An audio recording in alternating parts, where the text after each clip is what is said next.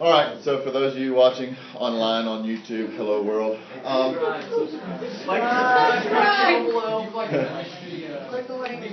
Yeah. If you want, subscribe. That's right. Click the link. Okay. This is in your white book that's in class. It's number 3738, or in your e-text or your book, it's number 39 and 40. And this is out of the actual textbook that's on the board. So let's look at number 39. The molecular formula of allicin. The compound responsible for the characteristic smell of garlic. Okay? Give that formula. What is the molar mass? So hopefully we can all calculate molar mass. Okay? So with the molar mass is going to be 12 times 6 plus, what is that? 16? 10. Is that 10? 10H? Okay, so that's 1.01 times 10 plus 1 times 16. We'll say 16 times 1 plus sulfur is 32.07 times 2. Let's be consistent. It is 07, right? Yes, sir. 07, O is a letter, 07 times 2. And all of that is equal to what? 162.3. What are the units always? Okay, y'all focus. What are the units always on molar mass? Grams per mole. Okay? So that ought to be a no-brainer. Okay? That ought to be a no-brainer. So B then says, okay, well, how many moles? Well, how do we go from grams to moles? Okay? If we have 5 milligrams. Now, again, we can do this in our head. 5 milligrams is how many grams? You can do it out if you want to, but 5 milligrams is how many grams? Okay? Ladies, focus, please. 0.00500 grams. Okay? 5 milligrams. Move 3 places. Now, you can just divide by 1,000 if you want to set it up with units. 5 milligrams times 1,000, 1 gram over 1,000 milligrams. Move the decimal 3 places, and then what do I do next to get to moles? 1 mole over 162.3. 1 mole over 162.3 grams. And that comes out to equal 3.09 times 10 to the negative 5. I have a question. At first I did the molar mass, and I changed it to milligrams to You changed the molar mass into milligrams? Yeah. That's fine, as long as the units are the same. I mean, again, it's multiplication is commutative, so the order doesn't matter. The key is that these two units have to be the same. Almost always, we typically go to grams. Hey, y'all, when everybody has their own little separate conversations, individually it's not that bad, but collectively it all just kind of builds, and we need to just stay focused, okay? With this larger class, we just have to really work with staying focused, okay? So, we're going to have some time to work in more free time here today. It's not going to be real super neat focused today. So, how many molecules then is this? How do we go from moles to molecules? Times 6.02 times 10 to the 23rd molecules in 1 mole. Okay? Now, how come I know I can do molecules here? How come I do, why is it molecules on the top? Because it's a compound. Okay? So that gives me how many molecules? 1.85 times 10 to the 19th molecules of the allicin, the C6H10OS2. And then lastly, now this is the part that I really want to know. How do we know how many atoms, what is it, sulfur? How many atoms of sulfur are present? How do we get that? How many atoms are in 1 molecule? And what do we multiply by? Molecule, 1 molecule. Say, Cameron, what? There's 2 sulfur atoms per 1 molecule. 2 sulfur atoms for every 1 molecule of allicin. So that basically is going to multiply this by 2, so it's going to come out to 3.70 times 10 to the 19 sulfur atoms. Okay? I didn't round. I didn't round at C. Okay? So I got 1.86, or I didn't round at B, so I got 1.86, and then. That's 100% fine. Okay, 3. 100% fine. I know in math you're used to having exact answers. These are all measurements. There's approximation. That's the whole point of sig figs. That's just 2S. That's 2S. That's why I tried to put, just quotes around it. Yeah. Satoms. Okay? Now, number 40. How is number 40? Is it any different? It's the same process, just different numbers. Same exact process, just different numbers. So let's just say, what do we get for A? 294.31. No, that's not good in red.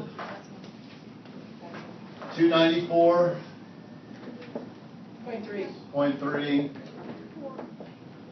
Again, you may have gotten 4. It depends upon how many digits you carried out in your molar mass. What's the answer to B? Times 10 to the negative 6 moles. Okay. C, how many molecules? 2.05 times 10 to the 18 molecules. And then on this one, because the formula is in there asking for how many hydrogen atoms, what are we going to multiply it by? 18. Times 18. And we end up with times 10 to the 19th, right? 3.68 times 10 to the 19th atoms. So exact same process. So again, I just want you to be able to do molecules and atoms and grams to moles and just get some practice and just that. I want this just to be super comfortable for you. Okay? Not sure why it's going over there, but all right. So we're good with that.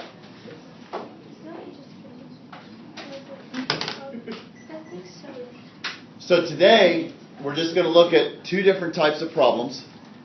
Calculating percent composition from the molecular formula. Super simple problem. Then we're going to do the opposite of calculating the empirical formula and molecular formula from the percent composition data. Now, you guys have opened up your Chromebooks to do the problems, and now there want to be a distraction. So there's no need to have the Chromebooks open anymore because we're done with that. So we stopped watching SportsCenter and all the commentaries on what football players are doing and not doing. I hope you didn't get Teddy Bridgewater. So, okay, because he's out for the season. He dislocated his knee and tore his ACL and did all this stuff. Yeah, he's just going back to pass and he's playing it. Okay. So now listen, the lab tomorrow is going to be this.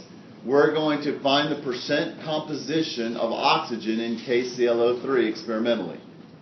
Okay? That, again, we're going to do a 2-part lab. So that's really, we're going to do 2 different labs in one, just because they're kind of related. Kill 2 birds with 1 stone, so to speak. So the second lab is that we're going to determine the formula of a hydrate. Remember, a hydrate is the H2O. So we're going to evaporate off the water and just measure the mass of the water, and then from that be able to figure out what the formula of the hydrate is. Okay?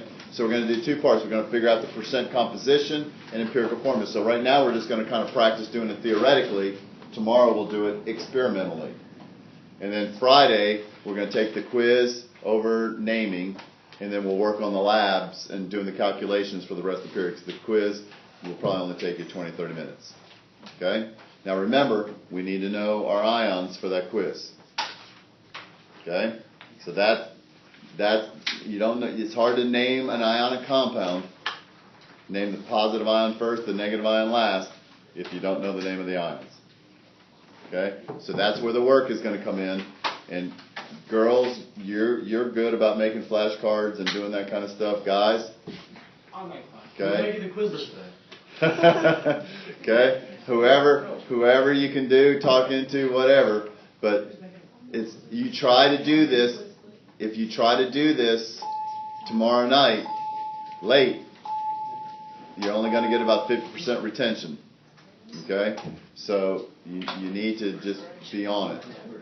Okay, so. All right. Andrew, you're making the Quizlers today. Yeah.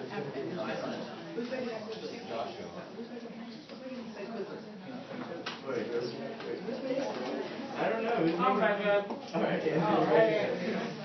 Hey, Tone's stepping up. Y'all gonna count on me to tell my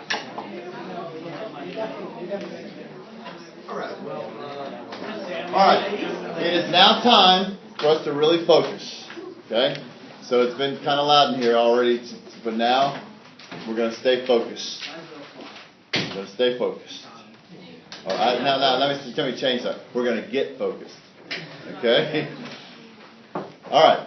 So the first thing we want to do, and this is now starting chapter 3, and some of the grams to mole stuff that we just did is actually part of chapter 3 as well. Okay.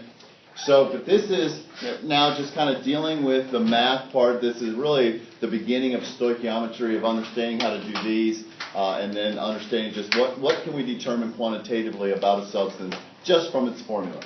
So calculating the percent composition. So the question would be, what is the percent by mass of each element? And we can pick a compound, any compound. We'll pick a good one, C6, H12O6. Does anybody remember how to do this? Yeah. Okay. Okay. Anthony, what? The total mass, or the molar mass, and then we find the mass of like carbon. In Find the mass of each one, right? So percent is always part over the whole. So if we want the percentage of each element, we take the part that's the element, carbon, divided by the whole, which is the molar mass. Okay? So the percent carbon is simply going to be, first off, we've got to get the molar mass of the whole thing. And again, we just do that, and we don't even have to show a whole lot of work. And I plus 12 times 1.01 plus 6 times 16.0 is equal to 180.18.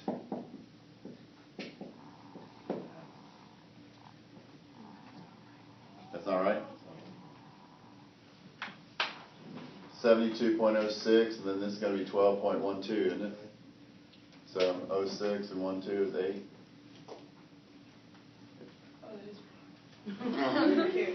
I may have many faults, but being wrong generally is not one of them.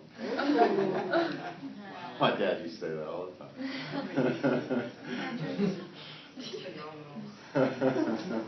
All right, so the percent carbon is going to be what?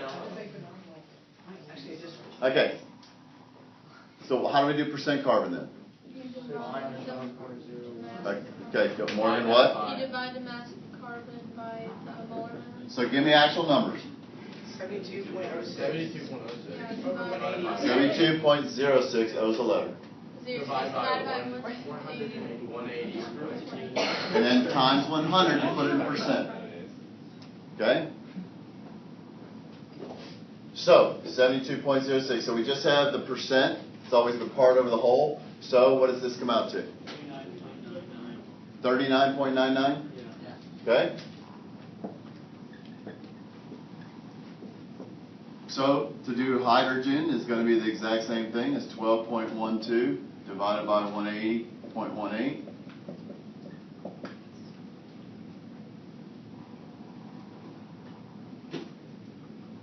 That is 6.73. Now, you could assume just subtract and do the other one, but it's probably easier just to do percent oxygen is equal to 96 divided by 180.18. But that should come out to, as 46, should come out to like 53.3637. 58.3. Yeah. 58. .3828. 2.8. It's 53.28. Is it sig figs now? Yes. 53.28. Then why do we have 3 on H and then 4 on the other one? That's a good question. We should have 4 on this one. It's 6.727. 727. Yes.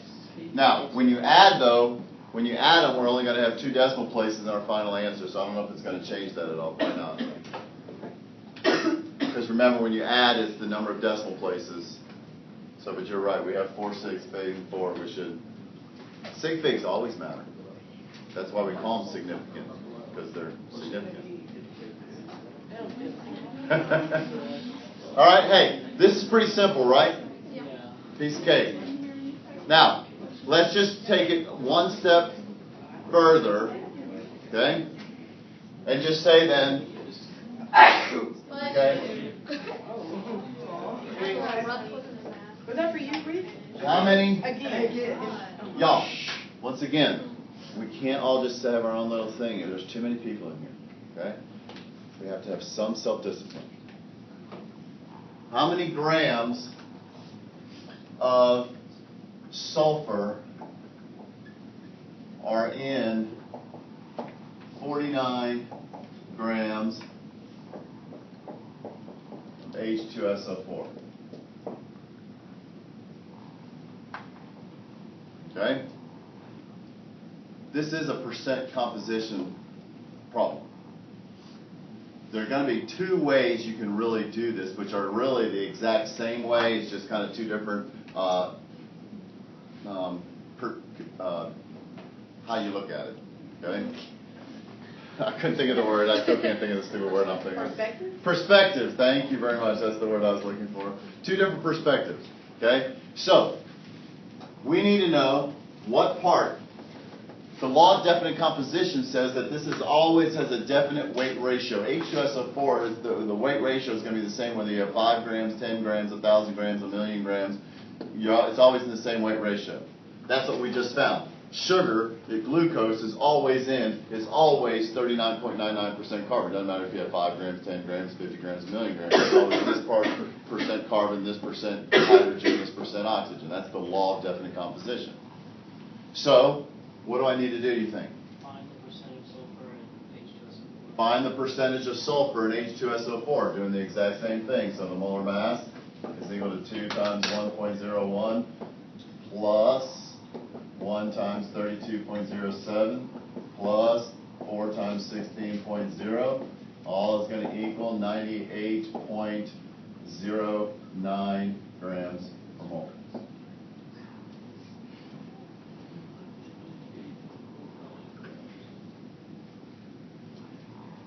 Okay? So how do I get sulfur? You find the percent of sulfur in that, sulfur in that, Okay?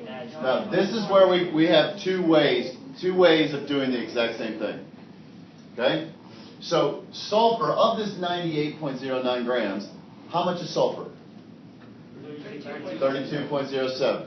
So, I mean, technically we could do the percent sulfur is equal to 32.07 divided by 98.09 times 100. Somebody give me an answer for that. 32.69%. 32.69% sulfur. Now, how would I use that to figure out how many grams of sulfur in 49 grams? You would say you're multiplying 69 equals X. So Okay, well that's the second way, but really what we can do first, you can just multiply, but what do we have to do to the decimal? So it's going to be 0.3269 times 49, and it's going to equal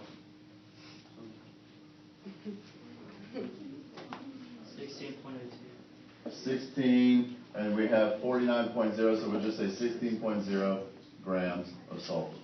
Do you mind if we don't even multiply by 100? Well, that's exactly what I was just going to go to. Now notice, we multiply by 100, then we divide by 100, so what you really want to do on this is you simply want to say 32.07 divided by 98.09 times the 49 grams. And that's going to give you the same thing. That's how I would do it. There's no need to really multiply by 100 to find the percent. It's always just going to be the part of our whole. Now, what Anthony was going to say is really kind of doing this exact same kind of proportion. So Anthony, or how would you do it? Well, I said 0.3269 is equal to x over 49. You're not going to say 0.3269, are you? Yeah, I guess you would for You would that. have been divided by 100. 0.3269 is to 98. That's what it is. 32.69. I'm trying to use his. Over 98.0909 is equal to how many over 49? Wouldn't it be Wait, yeah. 32.07, not 32.69? Be 32.69 over Is that, 100. where's the 32.07. Oh yeah, this is the salt. Now the percent. Over No, 100, not 98. Yeah. okay, you're right. I was confused. Here we go. Why would I never wrong? I'm sorry. Okay, so the grams. Okay. So the part, we're doing the part over the whole. Okay, that's the whole key. The part over the whole. 32. The mass of sulfur, 32, is to 98, as X is to 49. Now notice what you're going to do. You're going to cross multiply this 40, you're going to multiply both sides by 49, right? So it's really going to be 49 times 32 over 98, which is exactly what we got over there. Okay? So it's just two ways of, two different perspectives looking at it. You're going to end up doing the exact same thing. Just whichever one makes more sense to you. Okay?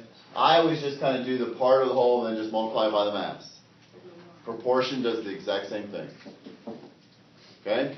This is the more practical application of what you're going to need to do. Okay? So, we need to be able to just calculate the percent and then apply it. And we're going to do some practice problems of that in just a second. Okay? Now, let's go the opposite direction.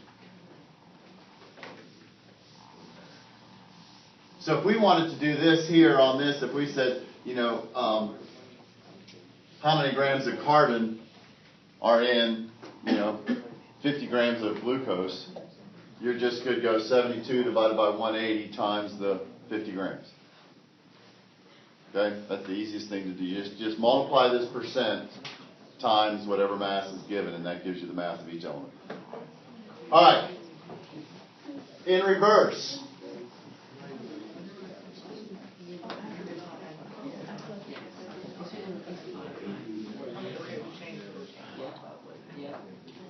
Calculating empirical and molecular formulas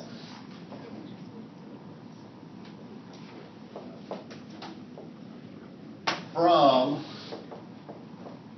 percent composition. What we just did was calculate percent composition from the formula. So now we're going to calculate the formula from the percent composition. Just go in reverse. Okay? So, give you a sheet. I'm going to pass this out. Take one, pass it down. Take one, pass it down. Oops. Take one, pass it down. Hey, once it gets to the end, pass them all back forward because there's a lot of extra.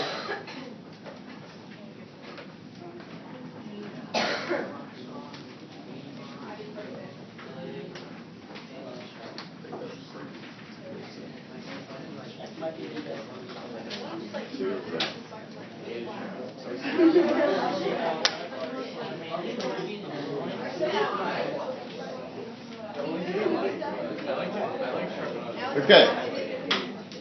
So, if we look at this one, look at number 85. It says acetylene. It's on page 76, number 85. It says acetylene is a colorless gas that is used as a fuel in welding torches, among other things. It is 92.26% carbon and 7.74% hydrogen. Its molar mass is 26.02 grams. Calculate the empirical and molecular formula. Okay? Now, there are going to be 6 steps to calculate the molecular formula. The first 3 are going to find the empirical formula. The last 3, 4, 5, and 6, will take the empirical formula and be able to find the molecular formula. Okay? So I'm actually just going to write these steps. They're pretty basic. Okay? So, step 1. We're given the percentage, right?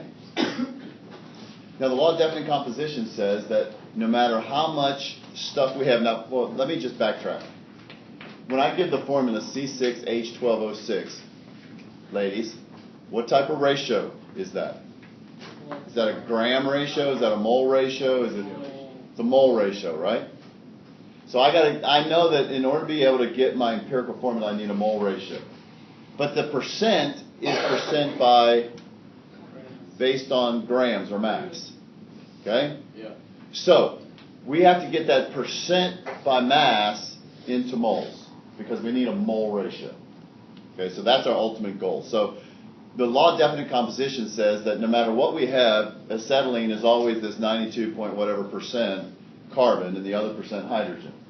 So we can take any mass we want. We can pick 5 grams, 10 grams, 50 grams, a bazillion grams, and multiply it like we just did and get how many grams are in that sample. But let's make the math easy. So what's the best number to pick to make the percentages the easiest to calculate? 100. Because 92.26 or whatever the percent was of 100 is going to be that grams. So the step 1 is really hard. Assume 100 grams.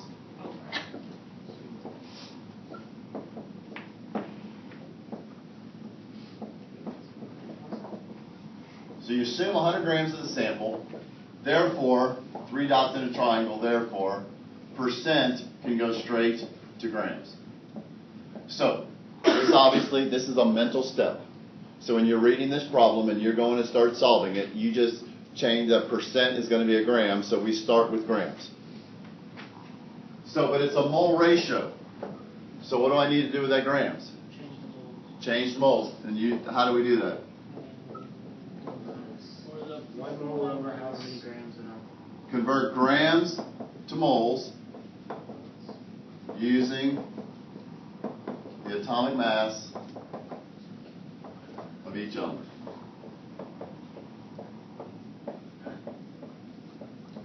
Okay? Now I'm just going to let's just go ahead and start solving this, doing the steps so far. So it's 92 point what?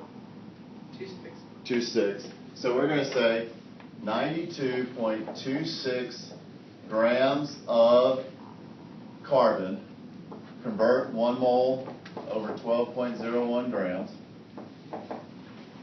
and then 7.74 grams of hydrogen times 1 mole over 1.01 grams. So give me 2 values. So we've assumed, step 1, we just change percent directly to grams. You just kind of do that in your head. And then we convert to moles using the atomic mass of each element. 7.68 moles of carbon. Yeah, the sig figs on this one. 682. 682.